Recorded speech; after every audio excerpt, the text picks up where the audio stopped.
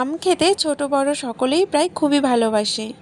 আর আম দিয়ে খুব সহজে সুন্দর সুন্দর রেসিপিও করা যায়। পাকা আমের চোকলা ছাড়িয়ে তার থেকে আটিটা আলাদা করে আমগুলোর একটা সুন্দর পেস্ট করে নিলাম। আর হ্যাঁ, পেস্টটা তৈরি করার সময় কিন্তু এক ফোঁটাও জল দেওয়া চলবে না, শুধুমাত্র আম দিয়েই এই আমের পেস্টটা তৈরি করে নিতে হবে। আমি 3টে আম নিয়েছিলাম, তাই সাথে নিয়ে নিলাম 1 কাপ সুজি আর 1 কাপ সাদা চিড়ে। এর সাথে দেব 1 চামচ পরিমাণ বেকিং পাউডার। এরপর সব কিছু একসাথে ভালোভাবে মাখিয়ে নেব আর প্রায় আধা ঘন্টার জন্য ঢাকা দিয়ে রেখে দেব। রেসিপিটা আগে কেউ বানিয়েছে নাকি আমি সত্যিই জানি না, আর আমি এটা আজ প্রথম বানাচ্ছি, তাও আবার আমার মন থেকে। আমি নিজেও জানি না স্বাদে বা গন্ধে ঠিক কেমন হবে। আর নতুন কিছু তৈরি করে সবাইকে খাওয়াতে আমার বেশ ভালোই লাগে।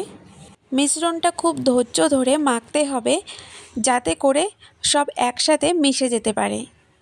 চিনিটা আমি এখন মেশাবো না, তোমরা চাইলে এই পর্যায়েও মিশিয়ে নিতে পারো, কিন্তু আমি পরে মেশাবো। এবার আমি কড়াই গরম করে 1 চামচ ঘি কড়াইয়ের মধ্যে গরম করে নেব। ঘিটা গরম হয়ে সুন্দর গন্ধ ছাড়তে শুরু করেছে।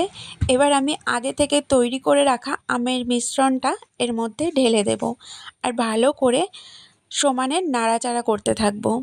মাত্র মিনিট 10 সময় নেবে, তার মধ্যেই এটা শুকিয়ে যেতে শুরু করবে, লালচে লালচে হতেও শুরু করবে।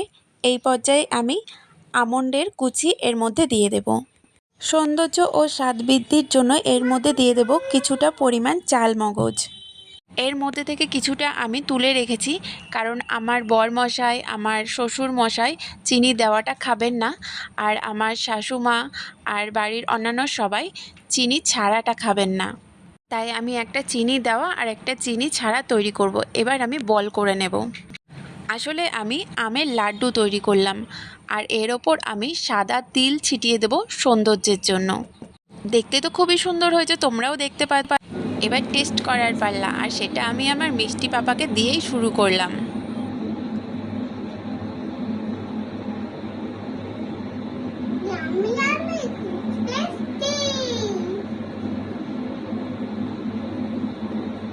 মিষ্টি পাপা বলল খুব সুন্দর হয়েছে, ওর খুব ভালোও লেগেছে।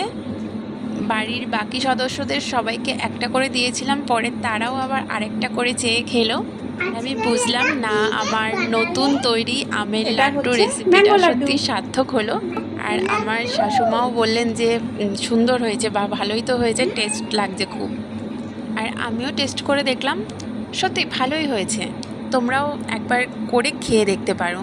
কিছু একটা নতুন জিনিস বা নতুন খাবার বানানোর পর আনন্দটা তখনই আসে যখন সবাই বলে যে ভালো হয়েছে বা আরেকটু করে খেতে চাই, বেশ তখন বেশ ভালোই লাগে।